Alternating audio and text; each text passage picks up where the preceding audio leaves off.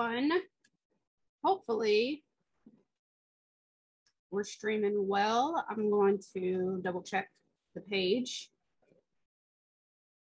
to make sure we're all here. So I know I've shared this in no less than 37 places. So hopefully wherever you are viewing it right now. If you guys have comments as we move through today's session, just drop them in the comment section below. I will check back and forth. I can't always see the comments right away. There's a little bit of a delay between when I am talking and when you hear me. So if I don't answer it right away, then just be patient with me. I'm going to keep checking the comments and make sure that I didn't miss anything. This has been a hot topic. It's one of those things that it's a hot topic now. It's something that I have probably addressed at some point in the last decade or so since I've been doing this, but there's been a lot more questions in my DMs, in my inbox, in my coaching groups. I know my app Workout Vault girls are in here, and I know we had this conversation in last month's office hours. So really addressing this topic of building muscle and losing fat at the same time, which if you guys have been through any of my trainings in the past, maybe you've gone through, and let me know, those of you guys who have already been through the fat loss crash course, or you've done the webinar on why it's harder for women to lose fat, or maybe the one that we did earlier this spring where I talked about mastering your metabolism, and we kind of did that 2-day blueprint workshop. So those of you guys who have done any of that or been inside of my courses and stuff like that, some of this, I won't say it'll be redundant because it's never necessarily redundant, but it will build on that. So if you haven't been through any of those things, then catch them whenever they come around. The fat loss crash course, I'm sure you can find the link to that over on the website, and I'll probably do the Master Metabolism Bootcamp again sometime this fall. So this will add on. If you kind of know some of this information, you already know about the phases of EM2WL and a fat loss in general. If not, this will introduce some somewhat new information to you. So first and foremost, I do kind of want to address the whole concept of building muscle and losing fat at the same time. And my landscaper literally just came as I started talking. So let me know if you have any problems hearing me as we go on. I don't know if this shared into the actual event. So let me double check and make sure, because I don't want you guys who signed up for this event to not get it. So I'm just going to take 5 seconds and copy this over here. Just in case you're there. Okay, it actually does look like it's live over in a bit. So awesome. Let me know if you have questions as we roll through. I am going to keep checking. So I just want to make sure that everyone is seeing it in all of the places. So first and foremost, I'm just going to quickly just let you know what body recomposition is. Because a lot of Eat More Way Less is already kind of based around it. But body recomp, when you hear about this in the fitness industry, typically what they're talking about is losing fat and gaining muscle. So these two things are the epitome of what it is that you're typically trying to do when someone wants to lose weight. So that's the reason why we're always, so somebody can be talking about actual body composition and saying hey, what is this person's body composition made of? So for instance, if you hire a personal trainer and they take your weight and your picture and your measurements and your, they have you scan to maybe with either they use calipers or you go get a DEXA scan, something like that, where you understand what your body fat and your muscle mass is. When you're doing a body recomp, essentially that is the shift in these two numbers. So preferably the fat going down, the fat percentage going down, and the lean body mass percentage going up. What this does is instead of just focusing on weight loss, like stepping on a scale, great, I lost 10 pounds, but you look in the mirror, maybe you look absolutely the same. This is more of a making sure that the way that you look changes. So that's why if someone is taking your measurements and pictures or something like that, or if that's how you're measuring yourself, you are looking for actual body composition changes. When you are looking for your clothing to fit a little bit better, when you are looking for like your butt to be lifted by squats or your chest to be lifted by bench pressing, or change in your arm shape, you know, either getting some like definition to your muscles and things like that. Those are all body composition changes. They have zero things to do with weight loss. So I know I harp on weight more than enough, so I'm not going to do that so much here, but that's what we're talking about when we're talking about body recomposition. Is we're discussing this concept of it happening simultaneously. So when body recomp is happening simultaneously, typically you're eating somewhere around your maintenance level calories, and your body fat percentage is going down over time, but you're also not losing a ton of muscle, which typically happens during dieting. During dieting, most people will lose quite a bit of muscle mass. So that's something that we really dove deep into in the 2-day boot camp that we did earlier this year, of just how much muscle mass you're losing every time you diet. So body recomp is making sure that that doesn't happen. So your muscle mass is increasing while you're losing fat. And typically you're eating around maintenance level calories for this to happen.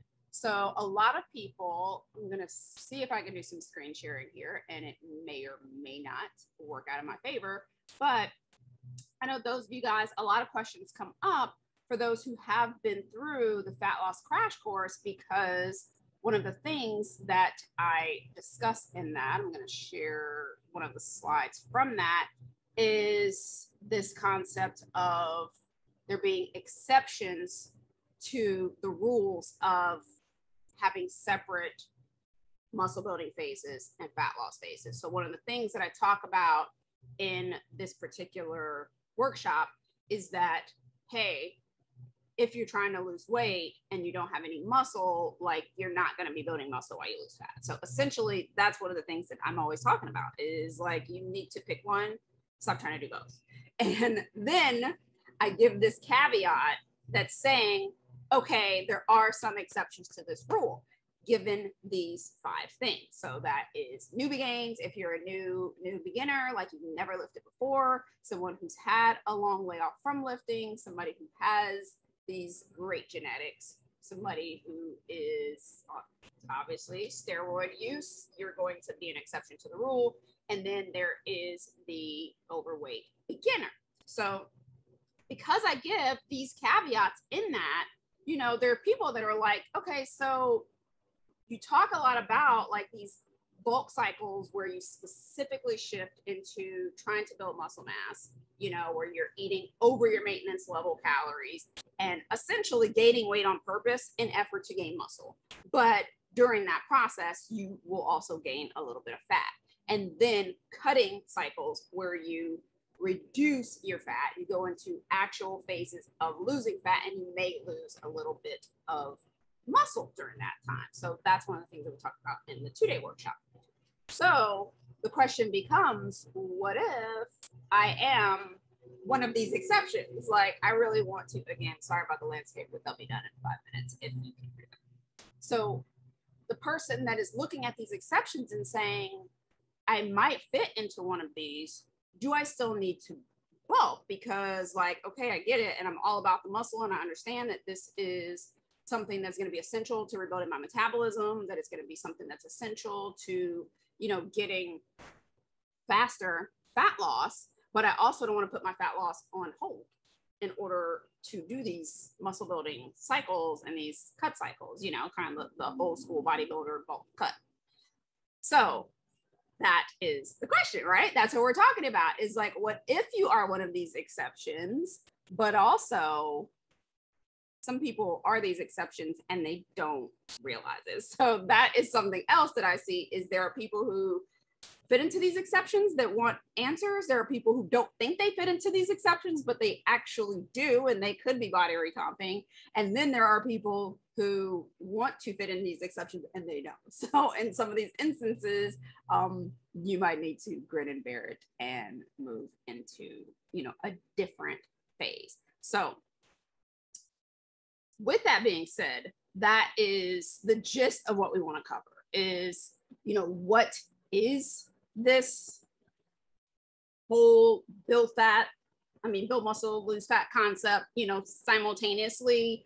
Do I qualify for it? And if so, how can I do it? Like, I want to do this, right? Essentially, most people would want to do it once you find out if you're in it or not. So one of the things that I want to say straight out of the gate is, hey, Patty, good to see you. You actually inspired this talk in our office hour session when you guys were asking. I think it was you and who else was asking? You and Christine, maybe? You guys were both asking about, Michelle, about which one to do and how or if you qualify for these or whatever. So just so you know, a little bit of inspiration after that office hours because the topic had been coming up so many times. So I do want to give you guys a huge hypocrisy alert before we get started. Hypocrisy, not only for myself, but also for a lot of people in the industry that are, because of body recomp kind of being a buzzword now, like a lot of us are kind of talking about it, and it's coming up with my, you know, different, because I train a lot of personal trainers. So when I'm coaching them, they're like, you know, asking about it, but also just in the community of people who kind of been teaching this for a while, it's a hot topic. We're sharing the information with you guys, but full hypocrisy alert. A lot of us who are sharing this, that means if you go like whatever, Google it, and you find like the super buff guy or girl over on YouTube that's going to talk to you about body recomp and how it's possible and build muscle and lose fat at the same time. A lot of us have done traditional bulk cut cycles. So I just want to make that clear that many of the people that are promoting it and talking about it now have done these cycles, but we know that the general public they're just not going to latch on to this philosophy, whether it's, like I said, a lot of people, you know, when you're not talking to this bodybuilding industry, people just aren't that serious about packing on muscle. So it's like half the battle is getting them to the muscle forefront of understanding how important muscle is. And then when you're talking to the general public population, because they're not into bodybuilding and because this isn't something that they've been just searching for their whole lives, they're like, the end goal is I just want to lose fat. Like I'm with you on this muscle thing, but it's not that important to me. I already am, you know, maybe overweight. You know, we're talking about people. We're not talking to people that are like 15 to 20% body fat. And we're like, hey, you need to take an improvement season and, you know, build up your shoulders for this competition. We're talking to the general population, and they're just like, I don't want. Oh my gosh, I really hope that this is not as loud as it sounds. So they don't want to gain weight 10, 20, 30 pounds, you know, or eat in a surplus when their ultimate goal is weight loss. So that is the reason why we're talking about it more and really encouraging people to at least do body recomp instead of always cutting. Because what happens is that even though people don't want to latch on to the bulking part of the bodybuilding community, they want to latch on to the cutting part. A lot of what we see in traditional dieting comes from the cut side of this equation. But if no one's ever bulking, they're not going to get the cut results. And what a lot of people don't understand is that a lot of times when you see these before and afters of people, you know, in whether it's infomercials or the people that you're following on social media, and they're just like, look at what this workout did for me. Like, you don't know all the bulking that went into that before they did this ultimate, you know, 12-week cut. They got them super in. So that's all another conversation. But I do want to say, like, with full disclosure, I'm going to talk about body recomping, but I am a huge fan of the traditional bulk. I have done several bulks. I like bulks, but understand that if you never, ever introduce muscle building cycles, your cutting cycles are not going to be very fruitful. You're going to be consistently disappointed by your cutting, because not only is it going to get slower and slower and harder to lose the fat, if you actually do, like if you don't just completely hit a wall with your fat loss, you are still going to be highly disappointed when you get to whatever your goal weight is. So with that being said, let's talk a little bit about who qualifies. So like I said, I did throw up those caveats. I will throw them up again. Let me check one quick time to make sure you guys aren't asking me any questions or saying anything that I need to attend to. Okay. So we're going to look at that slide one more time of the exceptions to the rule. And we're going to talk about it. So this is one that I shared inside of the why it's harder for women to lose fat and what to do about it session. And we talk about these things like newbie gains. So a lot of people, when I talk about newbie gains happen in pretty much your first year or two of lifting. If you've absolutely never lifted before, you are a newbie. You are a newbie for that entire first year. So this means that when you're in this like wonderful golden zone of newbie gains, your body can perform impossible feats. You can build muscle and lose fat at the same time. It is so amazing. I miss newbie gains so much that often I do the second thing on this list in order to get them, and that is take a long layoff from lifting. So this is one of those things where this kind of creates a bigger umbrella than a lot of people think, because there are a lot of people who either never really took advantage of their newbie gains, maybe because they were under eating, so they didn't see as much as they could, or get this, because they were not lifting in a periodized manner. There are people that come to me or my trainers or, that have been lifting for years, but they've been very all over the place with it. It hasn't been progressive overload. It hasn't been a strategic periodized program. They, did some like P90X back in the day. Then they started doing, some whatever else Beachbody offers. I don't know, and then they went and did like a body pump class at their local gym, or they joined CrossFit for a couple months. And they're just kind of like, they've been all over the place, but maybe all of the workouts that they've done either have had some lifting or they have been lifting a lot. It's just never been with a purpose. It's never been periodized, planned out for like a strategic length of time for a strategic goal. Or they're lifting maybe at home to DVDs and on-demand programs and all that stuff. And guys, I say DVDs a lot, I've noticed when I'm talking, and I'm fully aware that the general population has moved on. It doesn't use DVDs anymore, but that's how long I've been doing it, is like VHS workout tapes and DVDs is what a lot of people were doing when I started. So whether you're doing like whatever is on like your Peloton or your Daily Burn app or, Beachbody On Demand, or what is the other one on YouTube, like Fitness Blender, something like that. Like, so maybe you're doing all of these things or workouts that you found online, bodybuilding.com, I don't know. And they haven't been pieced together in a way that actually pertains to you or your goals. They're not actually for, like maybe one of them that you're doing is for fat loss, another one that you're doing is for muscle building. You're doing a 12-week program here, a 4-week program here, and you've been lifting all of this time, maybe at home, but you only have like certain weights at home. I know people who have been lifting weights at home for years, but they still have the exact same weights now that they have 5 years ago. That would still qualify you in this zone. So if you're someone who has not taken your lifting seriously, then you would kind of fit into this exception still, because the second that you decide, you know what, I'm going to take my lifting seriously, I'm going to start periodized training, I'm going to start like working out with purpose, and you start pushing yourself and you're lifting heavier weights and you're making sure that, the phase that you're doing in week 1, but between that and week 12 are completely different. Like you're, 5% stronger by the end of this phase, like things like that. When you're doing that and you have this intention and purpose, or whatever your trainer is doing this for you, when you make that switch, you have now 1 to 2 years of these newbie gains now. So that means 1 to 2 years of it being possible for you to body recomp very easily.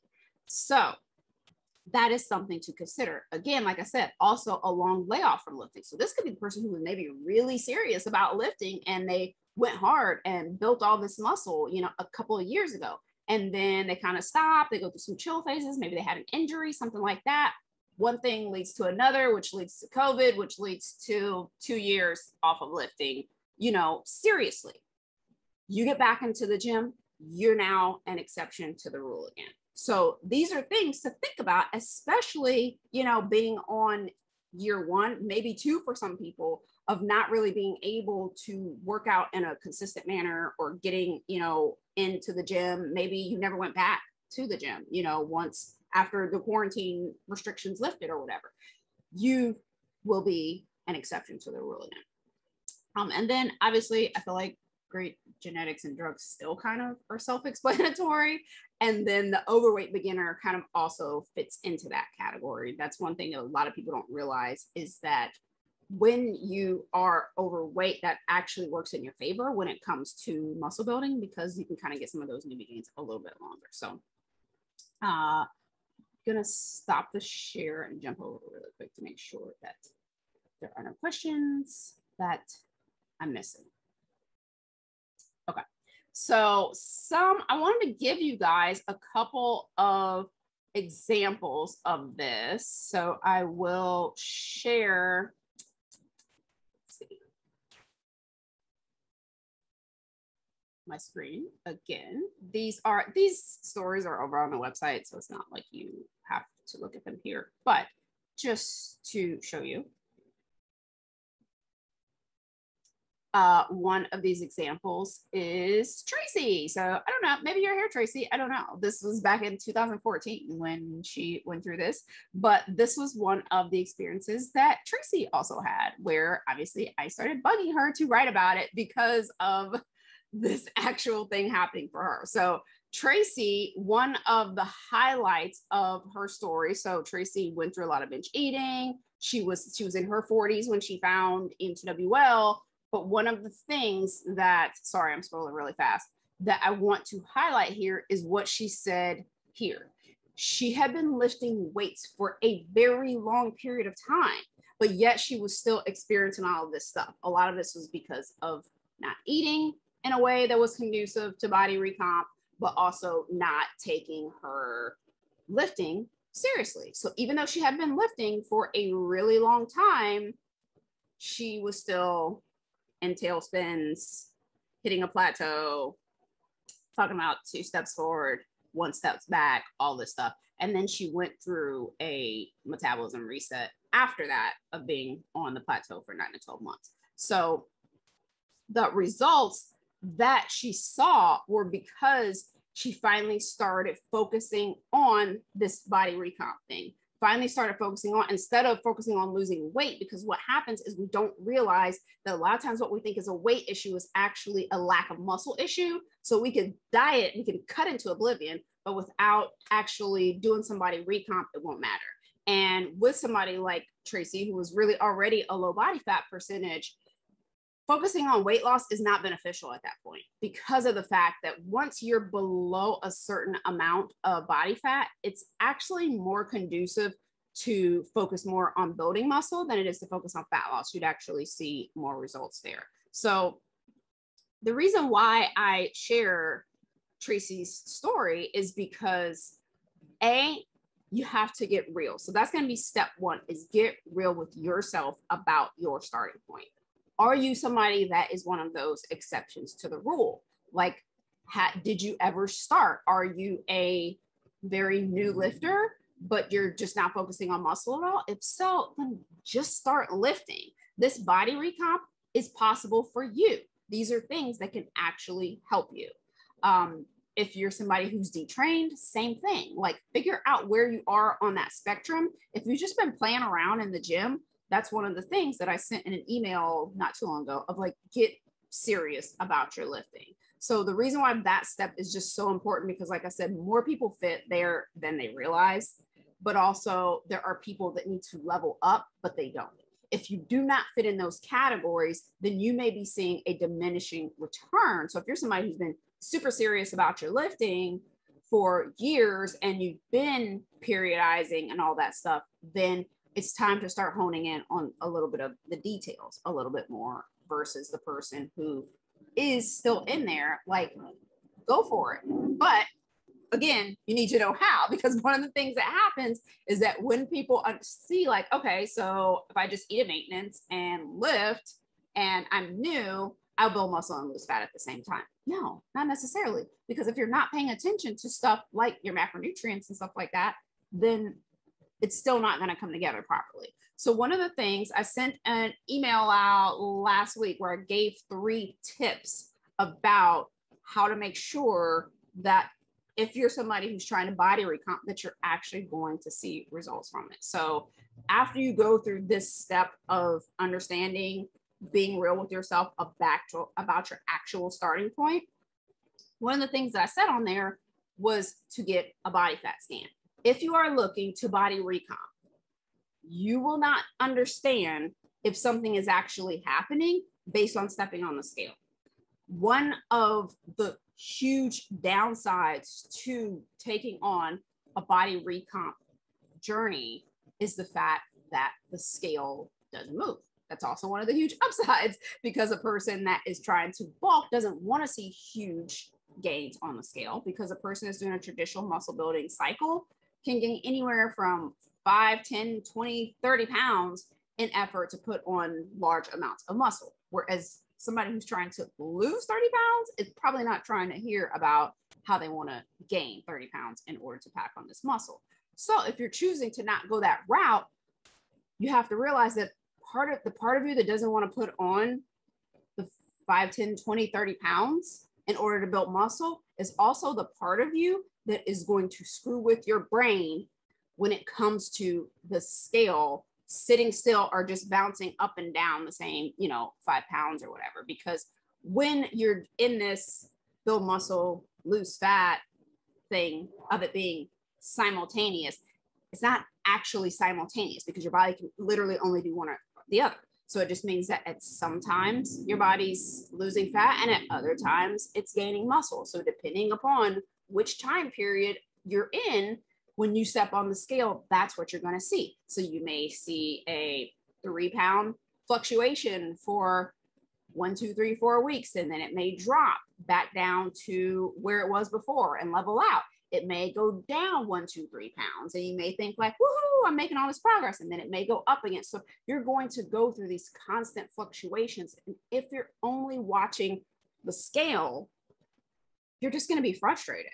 You're going to be troubleshooting things that you don't need to be troubleshooting, like stuff that 100% does not matter, because of the fact that you are chasing that scale number. So when the scale goes up, you're panicked and you're like, what's happening? When it goes down, you think you're having progress. And then when it goes back up again, you're wondering what you did wrong or why you're losing that progress that you had, when that's not really what's happening. What's happening is body recomposition. And that is how body recomposition looks on the scale. So a lot of people don't understand what body recomposition looks like on the scale, but they want it. They see what it looks like in pictures, because most before and after pictures are showing body recomposition, but they're not seeing what it looks like in real life, in real time, or understanding how that's going to affect them. So another example of this is, I'm going to show you guys. And those of you who have been around forever, you may remember Miss Tracy. So let me find mine. This is another Tracy, and this was not on purpose. That all of the people that I'm sharing today are Tracy. So Tracy is another one, Tracy Hutchins, who found EM2WL back in 2013, I believe. 12, 13, 14, something like that. She's about 38 years old. Tracy's a mom of 5, homeschooling mom of 5. So she was at home. She was a avid runner and like cardio bunny. So she was in decent shape, but she was really, really looking to tone up.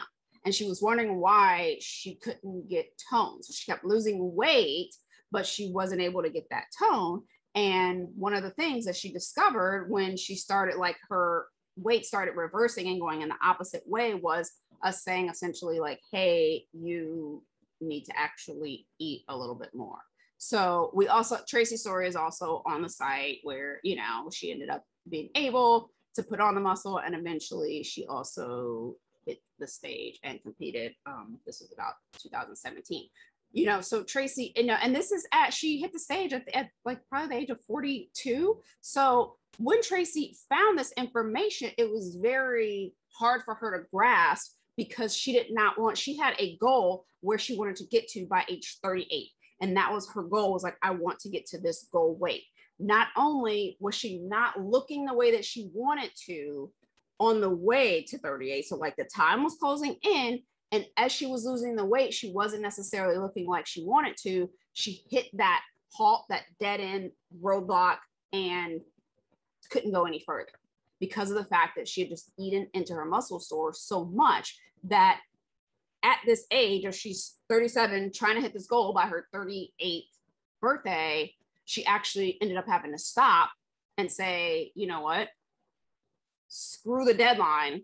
Let me do what it takes to rebuild and do what I need to do in order to have this ultimate goal. And at age 42, Tracy hit the stage, and she's now 45 and looks just as amazing, even more. But it took that willingness to stop what she was doing and focus on increasing the calories and doing what it took to get there, even when it was something that was going to disrupt the timeline that she had in her head. So as you can see, like maybe you're just looking at the picture and thinking like, oh, well, great, you know, whatever, she was skinny and went to buff and it's all good. But understand that timeline was still there, so that it didn't happen overnight.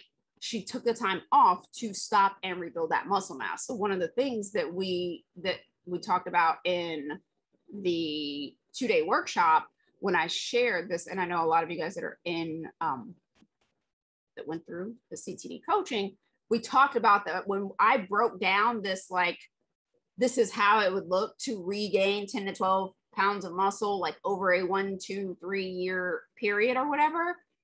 That is, in a nutshell, what this is. That is what body recomp looks like. It's these little mini phases of bulking and cutting versus saying, I'm going to just bulk for a full year. A person that does the bodybuilding style bulk cut cycles, they take months. They're not just doing one bulk like of 4 weeks and saying I did a bulk. They're not doing a 2-month bulk. They're taking anywhere from 6, 9, 12 months to pack on all the muscle possible before shifting into a bodybuilding phase or into an actual cut phase, which is what Tracy did. So when we start looking at the smaller increments like that, like obviously you could go down even further than this, that is what body recomp looks like. And it's taking these opportunities to periodically eat a little bit more so that you can gain a little bit muscle, and eat a little bit less so that you can lose a little bit of fat. So your EM2WL calculator is already set up for that. That is the upside of this. So those of you guys who are looking at, okay, how do I body recomp? The calculator already does that for you. That's the reason why, if you notice, eat more to weigh less cutting phases versus traditional diets are very different. It only goes up to like a 15% deficit. That is because I'm trying to keep you as close to your maintenance level as possible so that this possibility of body recomping is still very much possible for you. But you go up or down based on your goal. So if you are someone that needs to focus a little bit more on the fat loss side, then you reduce your calories by that 5, 10, 15%, but you're still close enough to your maintenance level that it can allow for some muscle building, especially if you're within one of those bucketed caveat exception to the rule areas. So to kind of bring that together for you guys, what it would look like if you are trying to body recomp, if you fall within these categories of somebody that you don't want to gain huge chunks at a time, but you also know that fat loss is getting harder and harder. this is when you want to eat at reset or above and lift in a periodized manner. But you want to pay attention to your macros. So those things all come in handy. So the 3 tips that I gave in the email that I sent was to first and foremost, get a body fat scan so that you can see what lies beneath, because the scale will no longer provide you the information that you need. So you want to get some type of progress report, DEXA scan, in-body scan, whatever. None of them are 100% accurate. Just use the exact same one over and over and over again.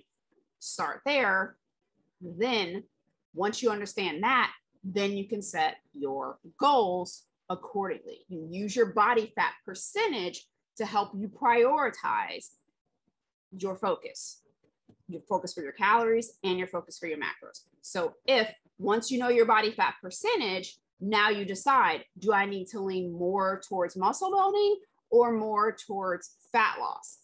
And doing each with the other in mind. So if you're somebody that finds out, like maybe you go and you get your scan and you find out, okay, you're already like 22% body fat or below, you need to lean more towards the muscle building side of calories and macros. So you would set your calories either at maintenance or above on the calculator, 5%, 10%, 15%, or just flat out at maintenance. And maybe you could eat in the 5 or 10% increase on your lifting days and then eat at a deficit on your non-lifting days. So like that's one of the ways that you can do it. Some of that zigzagging. But the point is that if you're already at 22%-ish body fat and below, focusing on fat loss at that point, focusing on weight loss at that point is probably not going to be totally conducive to your goals, because of the fact if you don't already see a little bit of muscle starting to pop through, a little bit of that tightness already when you're in the low 20s, then you would have to go unhealthily low in order to really see it. So typically for a woman, right when she's around 15, 18%, like that's a really athletically lean level. It's not like stage level lean, like the picture of Tracy that we talked about, but that's a very athletically lean level. The average woman is typically like high 20s, like 25 to 30%. So usually if you're in that range, in that 25 to 35% range, and you just lose about 5% body fat and it puts you into that lower 20s, you should start to see some tightness, some leanness, that kind of compact look. If you're not seeing that, there's probably a muscle situation there, not a weight loss situation. If you're on the other side of that, if you are like, 25, 30% and above, then you can lean towards the cutting, but that's when you're using the calculator and making sure that you're not eating like 20% or so below your actual maintenance levels, because of the fact that you're still trying to get some muscle mass in there. So you would do the opposite of what maybe eating, at maintenance just on the days that you lift, and then eating your cut calories below, like when you're all the rest of the day. So if you're lifting 3 days a week, then you'd be eating at maintenance for those 3 days, maintenance or above, but typically at maintenance. And then you would be cutting essentially the rest of the week. That's the way the body recomp works. That's the reason why I was saying that it's harder to understand what's happening with the scale, because when you're in an actual bulk cut scenario, like traditional style, during your bulk, you're always in a surplus. You're not having days where you're like just cutting randomly. You're in a surplus. So if my calories are 2,100 and I decide to do a bulk, I'm going to push 2,400, 2,500 calories every single day for months on months on months. So that is a tradition. That's a bulk cycle, is staying at your surplus all the time. The cut is the same way. You're going to lower those calories, and that's where you're eating at, because you're just trying to lose weight. And in each of those scenarios, if you're eating at a surplus, if you're eating 200, 300, 400 or more calories above your maintenance 4 months at a time, you're going to add some fat to your frame. If you're eating below maintenance for months at a time, you're going to lose some of your muscle.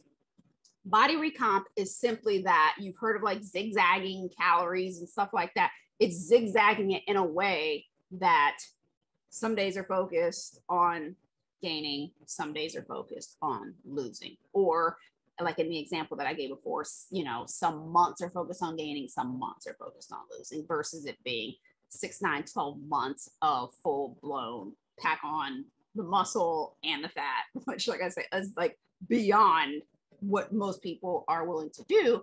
But a lot of those people that are in the bodybuilding community that have the physiques like Tracy Hutchins that I showed you, that is what they do. They go through a full year of just maintenance or above eating and lifting. So if you're looking to body recomp, those are some of the things that I would suggest, is understanding that, setting your calories according to that goal. So like I said, just remember that your level of leanness is going to come into play, because if you're at 22% already, that is what the industry considers skinny fat. I'm not calling you fat. I'm just saying that if you are that low in body fat percentage and you still think you need to lose weight, then there's another thing that you need to look at.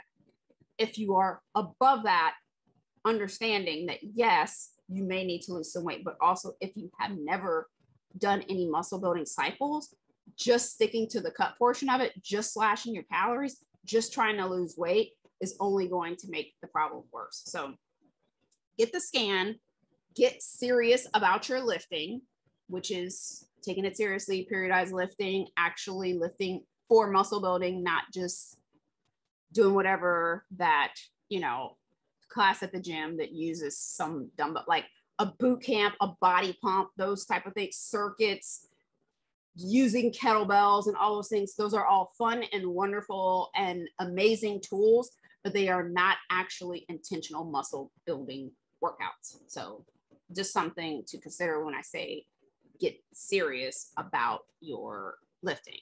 And then the other thing, as I mentioned, is understanding that the leaner you get, details start to matter, but also when you're body recomping in general, details matter. So if you're somebody who you're serious about lifting, you want to start body recomping, you're saying, okay, I'm not going to focus completely on like, I need to lose this 30 pounds right now, but I would like to be slowly losing this while I'm building some muscle.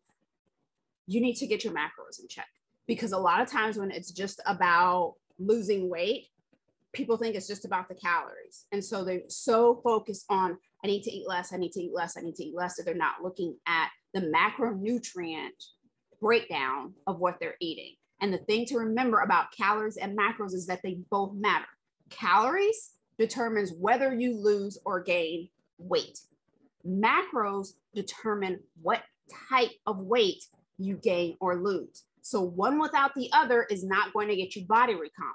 Being serious about your lifting, deciding that you want to eat at maintenance level calories, and being, you know, like, hey, I'm going to just start periodized lifting, so I'm in the exception to the rule category, and not eating enough protein and eating enough fiber and doing the things that are conducive to your specific phase. So like I say, if you decide that, okay, I'm on the leaner side and I need to be focusing on muscle building, then you're going to switch your macros to muscle building and eat at maintenance or lower or above, depending on which cycle you're in. If you're deciding I need to lose some fat, you're going to set your macros according to that, because you can be at one calorie level and hitting your macros, and another, and at the same calorie level and not hitting your macros, and see two completely different results. So I do not go into a lot of detail of teachings on macros.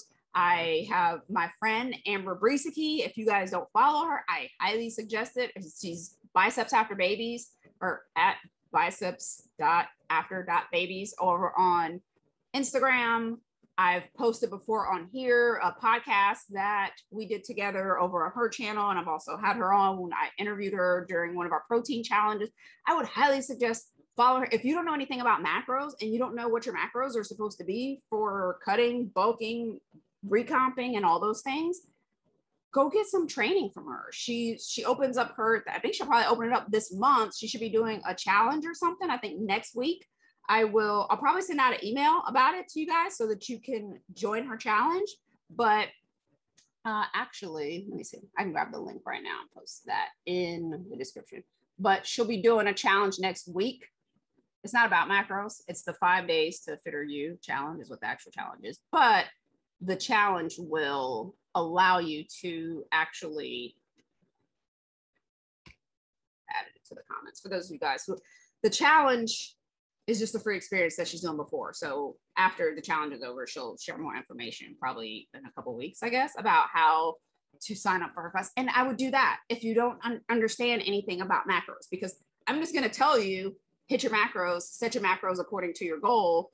But if you don't know what those things are, if you don't know what your goal is, if you don't know what macros to hit, then, or how to hit them, then that's still some training that you're going to need, because they're all going to come hand in hand. So you can go over to the calculator and it's going to express to you what level your calories need to be set at.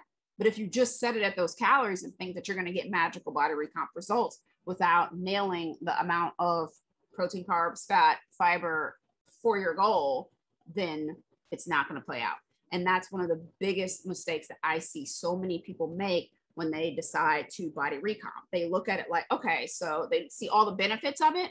Okay, I can gain muscle and lose fat at the same time. I don't have to cut my calories drastically, right? Because I can eat it, maintenance, and lift. So eat it, maintenance, and lift, done, check. And then that's all they do. But a lot of people get very sloppy with their eating when they're either at maintenance or when they're in bulk. This is the reason why a lot of people are scared to bulk, because people look at it as a free-for-all when they're not cutting for some reason. For some reason, we take the cutting part very seriously, but the maintenance level eating and above, we do not take seriously. So take it seriously. Take that part just as serious as everything else. When you are bulking, if you want to lean bulk, meaning not put on a ton of fat, then you still want to hit your macros during that. If you want a body recomp, the easiest way I would say to start right now is get your calories to maintenance level if they're not already. So I know Patty had a question about, is it possible to body recomp during a reset? 100%.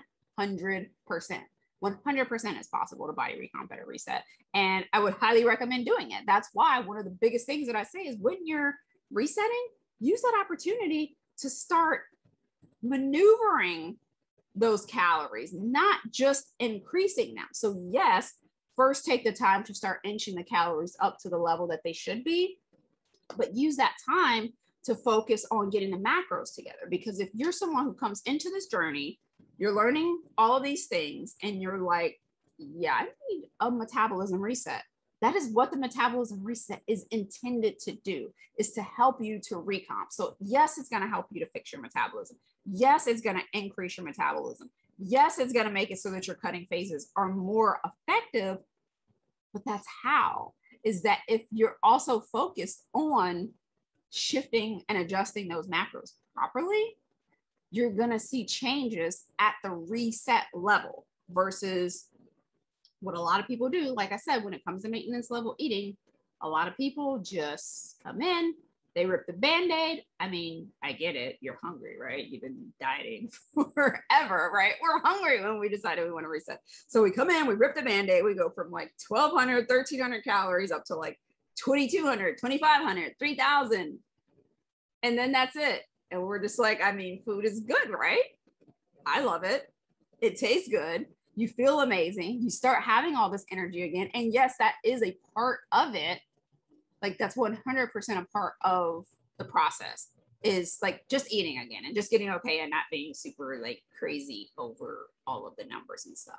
But once you get to that point where the food is good, you're getting that energy, you're noticing it in the gym and stuff like that, use some of that time to start maneuvering your macros so that it's not just this the huge jump in calories doesn't equal a huge gain in fat.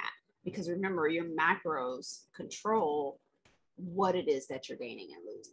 So even if the gain part of resetting is unavoidable for you, because maybe your body is trying to put on some much needed muscle mass, if you're assisting the process, more of it is muscle mass. if you're not assisting the process, your body's going to try to replace the muscle mass anyways, but it's going to replace it in the same manner as someone who's doing the free-for-all old school traditional bulk. Like, you're going to get a ton of fat with it. You're going to put on some muscle, but your body fat is going to overshoot in effort to do that.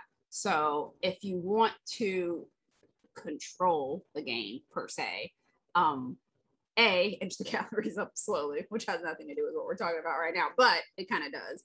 Inch the calories up slowly, but at each incremental level, pay a little bit of attention to those macros. So it says 12 comments and I'm not seeing them. So I'm going to refresh this page because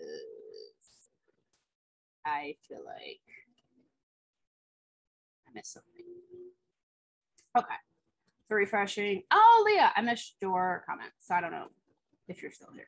Or maybe I answered your question because you say thanks after. You said, what is an example of a long layoff? Is it like weeks or is it a month or different exercises?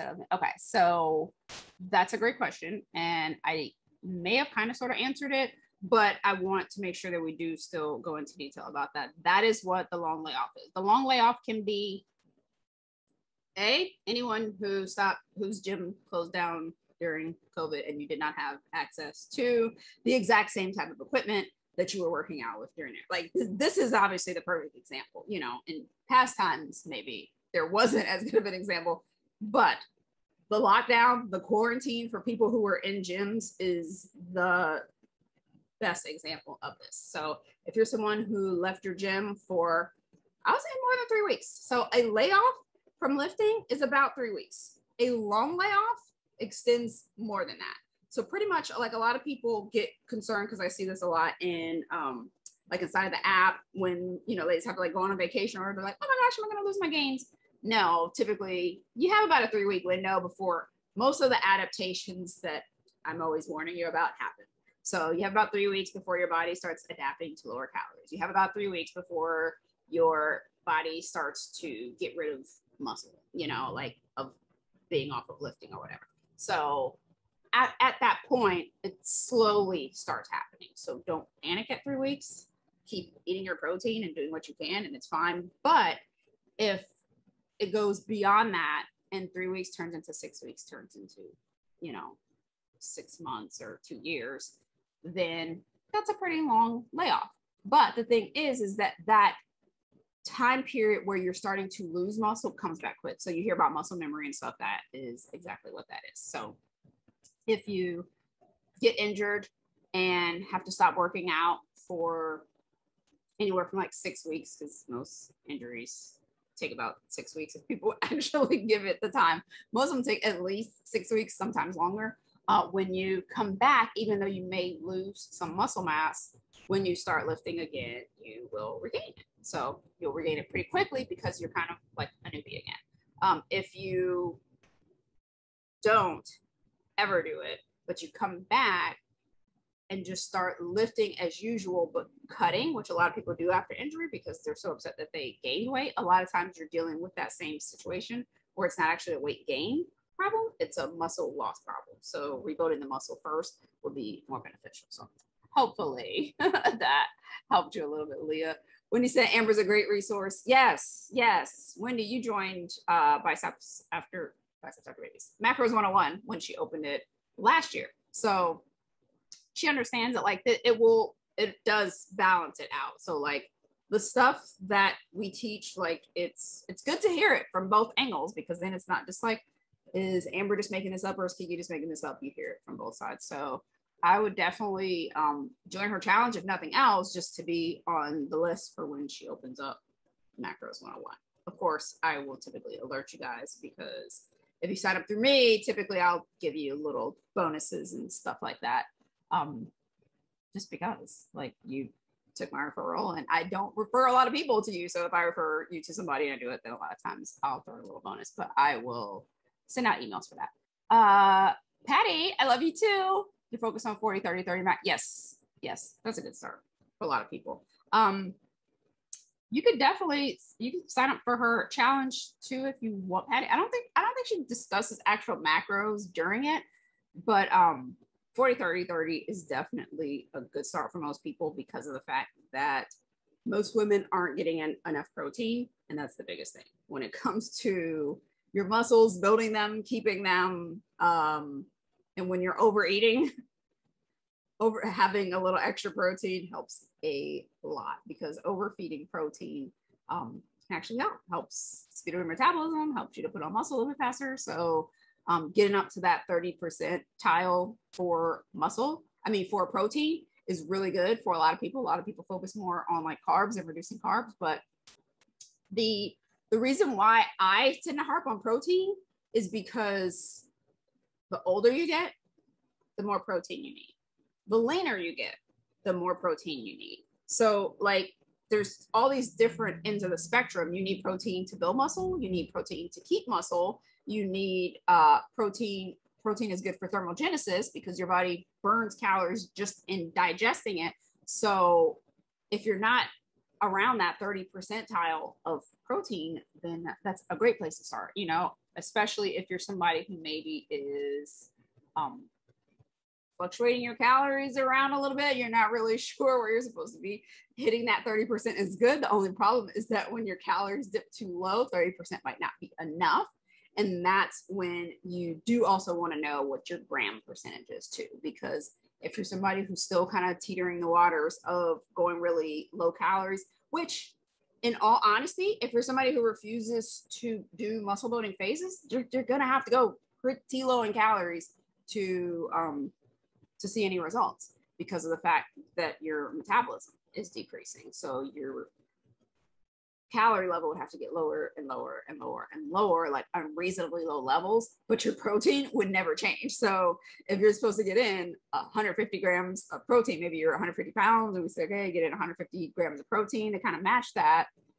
If you start lowering your calories, like you're essentially just lowering carbs and fat, your protein will not change. So you can drop your calories down to 1,000 and you'll still need 150 grams of those, which is 150 times 4, whatever that is, that many calories. I'll do the math because obviously I'm not good at it. So 150 grams times 4 calories per gram is 600 of your calories out of 1,000 would still have to be protein. So that would leave you 400 calories to get in protein and to get in carbs and fat. And considering that fat has twice as many you're eating like 10 grams of fat. It's a whole thing. So not something I would recommend. That's the reason why I say look at both calories and macros. They both matter. It's not a competition. They both matter. You rarely get 30% to 140. You're struggling to get 100. Yes. Keep going. Keep chugging along. But like I said, maybe check out Amber, because that's what she does, is teach you how to do more. Or the next time we do the 7-day protein challenge, join that, because a lot of people nail their protein by the end of the 7 days. So that's usually pretty awesome. Tammy, how can you get the workout app? bmwl.com/app. I don't know. I don't even know. Whenever we open it up, I usually have the link there. I don't necessarily have it right now. I'm not here trying to sell you guys the app, although I definitely will say get serious about your lifting. Whether it's with me, whether it's getting a trainer, whatever it is, get serious about it. And I would highly recommend it that person. So like one of the things that I do with the app is plan out an entire year. That is what I do with clients. That is what I teach my trainers to do with clients. That is the way that I present information when I go to gyms and present, and to let trainers know, like, this is how you get your clients results. You do not get them results by giving them a 4-week plan that fakes results. The plan needs to be contingent upon this thing, building upon this thing, building upon this thing. So even if that client is only with you for 4 weeks, they got 4 weeks from a 52-week plan that you created for them. So that is hard for a lot of trainers, because they're like, why am I going to plan 52 weeks in advance when most people aren't going to stick with me for more than 1 to 3 months, you know, if they sign up for like a 12-week thing. That's one of the reasons why, though, is that just perpetuates the paradigm if you just continue to give people these 30-day plans. where they come in, they get some quick results, and then they think they don't need you anymore, and then they leave, and then they continue down that rabbit hole of doing these workouts that are keeping them all over the place. So then they're never actually getting serious about their workouts, and they just keep chasing the quick fix, like whatever, this workout makes me sweat, so it's amazing thing of circuits and boot camps and all that stuff, which those have a place in a 52-week progression. Circuits have their place, but if you're not putting them in the proper places, then they're not feeding off the benefits of the phase before it. So 100% build out a periodization, buy one from somebody, get inside of the app. Tammy, I'll post the link in here when I get it. When I find it, I'll post it in here. But that's one of the things that I would definitely suggest for you guys. So if you don't plan on becoming a trainer, I would honestly go buy one.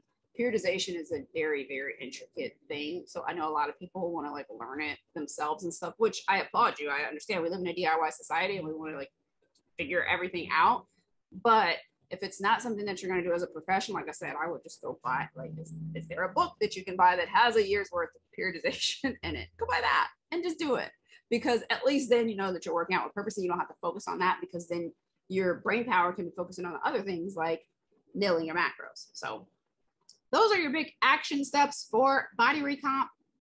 Should you decide that that is for you, obviously there are intricacies to it, but figure out exactly what it is that you're trying to do.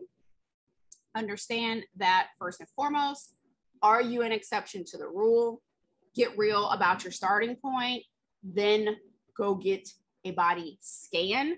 Do not rely on the scale when you're body recomping. This includes any and all phases of EM2WL. If you are somebody who's crazy about the numbers, take a chill phase, step away from the numbers, whatever. The second that you step into a phase where you are expecting results, be it bulk, cut, maintenance, reset, get a scan, because you're going to drive yourself crazy and the journey is going to take so much longer. This is something that I've learned in the last 15 years of guiding people through this journey, is that when a person refuses to get that scan, the mind games will take you down. And you will see them come and go, and 2 years later come back again, and like there's too much that you're trying to figure out without having any actual data. So get the scan, buy yourself some calipers, whatever it is, figure out what's going on beneath so that you don't amplify the problem or quit when something's actually working. And those are the main two things that happen when you don't have a body fat scan, because you don't know if you're building muscle and losing fat at the same time if you're not actually tracking it. And then use that body fat percentage to help you to figure out where you're moving your calories to. So if you are, like I said before, if you're, first of all, not at the calorie level that you should be for your maintenance level, do a metabolism reset, work on your macros, sit there, camp out for a minute. If you've done a metabolism reset and you want to continue to body recomp from there, use that body fat percentage to kind of help you to judge. If you're in the skinny fat zone, again, I am not calling you fat. I love you no matter what your size is and no matter how your skin or your fat looks. But if you're in that 22% or less zone, focus your calories on the maintenance or above side, at very least on your lift days, and set your macros accordingly. Set your macros according to building muscle. So again, if you don't know what those are, go click that link to follow Amber when she gives information about her macros course. Take that so that you know the intricacies of that. If you are above that, 25%, 30% above on the body fat percentage side, and you know that you're probably one of those people that even if you got down to 22%, you still wouldn't look the way that you want it to, or you want to kind of start recomping from there, which I highly recommend because that's going to be the best case scenario for your metabolism. Then you're going to set your macros to the fat loss level, but you're still going to set your calories at a maintenance level for most of the days. And then you can drop them down on a couple of the days or on specific weeks or months of the year. So you're going to eat at maintenance on both sides, but what you're doing on those lift days and what you're doing with those macros are based on the priority of what you're trying to do. So don't eat at fat loss macros if you're trying to build muscle. Don't eat at muscle building macros if you're trying to lose fat. And don't take your calories way up or way down if you can't take the scale moving way up or way down, but also have that body fat scan so that you know what's happening, because when you're body recomping, that scale ain't going nowhere. Like I said, and when it does, it's doing this over and over and over and over and over and over and over all year long. You could stay right around plus or minus the same 5 pounds all year, but you look amazing by the end of that year. That's why you want to make sure that you have the body fat scan, so that you're trucking along and knowing that, like, okay, even though I can't see it yet, and even though the scale, I want to take a hammer to it, stuff is still happening. So hopefully I gave you guys some action steps. I'm sure there are many more questions because of the fact that this is, you know, there's a lot to it, but either way, I think that those 3-4 things are the main things to chew on. Get real with it, and then do the other 3: scan, macros, and lift accordingly. You will see some pretty good results. And if you're in the community and your body recomping, that is the best place to be, because of the fact that you can go in there and talk about all your woes and at least still get some encouragement to stay on the right track, versus talking to someone who does not understand body recomp and then just like, but your scale isn't moving, you need to reduce your calories more, or do some more cardio or whatever. Somebody that's going to give you wrong advice because they don't understand what it is that you're trying to do. So if you are not willing to bulk, then I would say try to steer clear of cutting and just body recomp. So there's that. You could body recomp and cut, but if you're never willing to bulk, then just understand the flip side of that. And that is that your cuts are going to be uneventful.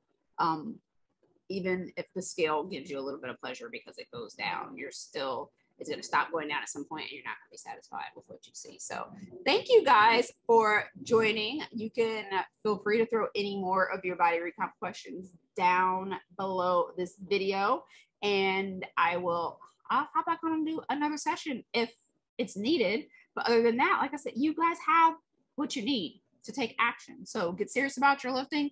Go sign up for Amber's challenge. That'll be something to keep you guys motivated while you figure out what it is that you need to do with your macros. So if you're planning on doing this, book your body fat scan now while you can, before they shut down again, because you never know.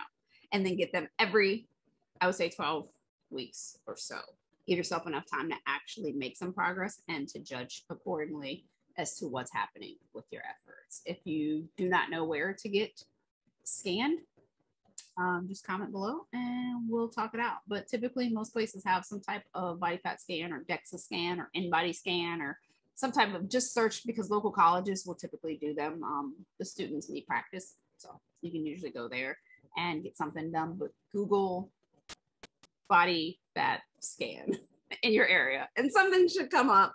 And there are ones that you can do that are less like evasive, like you don't have to like wear your underwear or anything like that. And that's going to be the best possible starting point for you. So thank you guys for joining, and I will see you over in the community.